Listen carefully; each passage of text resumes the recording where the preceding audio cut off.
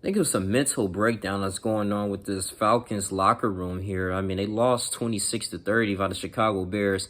You have to get your you had to give your props up to the Chicago Bears. I mean, when they benched Mr. Trubisky, he died inside a little bit. He was very upset, angry, and he felt like, all right, I'm 2-0.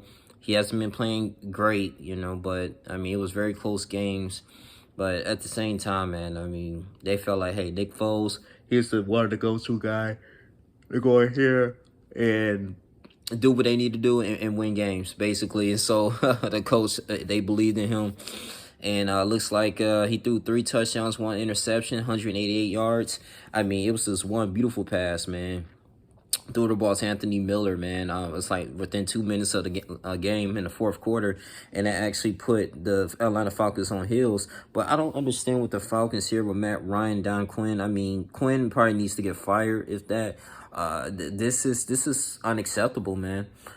Because you lost a big lead against the Dallas Cowboys. Now you at home and you lost a good lead against the Chicago Bears. Are you serious? At home?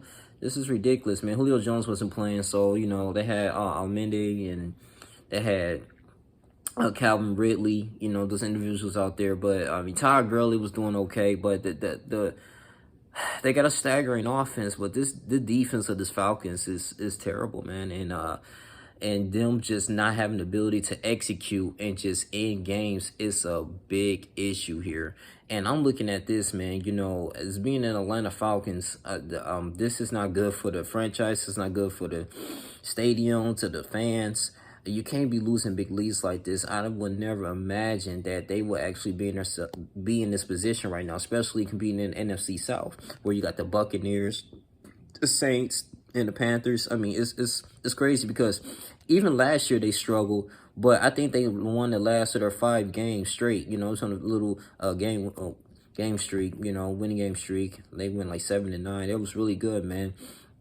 Never forget they went against the New Orleans Saints, one of their last games. They ended up losing, but they recovered like an onside kick like 2 or 3 times, man, in a row, man. This is giving them a shot, and it seems like the special teams were clicking. So I thought they was going to utilize that momentum going in forward to this 2020 season. But this is bad, man. I mean, seeing the Falcons is just not executing and just losing, man. I went to their stadium last year when they went against the Seattle Seahawks, and it's a beautiful stadium. But I'm looking at Matt Ryan, man. This might be his last year. Maybe they need to clean the house up. I'm pretty sure they're going to be a pink slip and then Quinn's office right now. Even if you go in here with that press conference, man, they should like, hey, this is your last conference.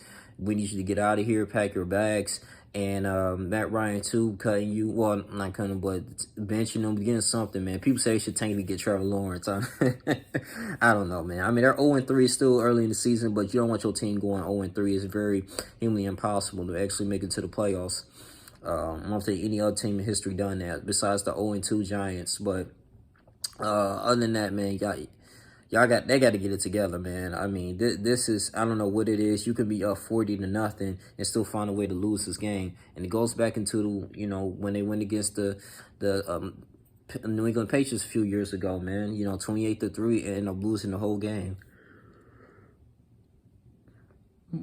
Just known for losing big leads, man. You got to keep your foot on them, man. You can't be satisfied, and that's the huge thing, man. It's just that complacency level, and it's really killing them. It's killing them each and every single game, man. So hopefully next week they can turn this around. Who knows? But I see a lot of talent in Matt Ryan, and really, and the tight ends and stuff like that, man, Todd Gurley, but it just seems like they collectively can't get things together. So, I mean, the coaching staff has to go. But that's all I really have to say. Just couldn't believe it, man. Shouts out to Nick Foles on there. I think Nick Foles is going to be the starter for the Chicago Bears after that performance there. 3 touchdowns, 1 interception, man. So, he came in clutch. And that's what I like about Nick Foles. But Nick Foles, he's not afraid to make those unnecessary passes, going to those deep threats in order to win games. But, yeah, so Atlanta Falcons fans, you got to hold this L once again.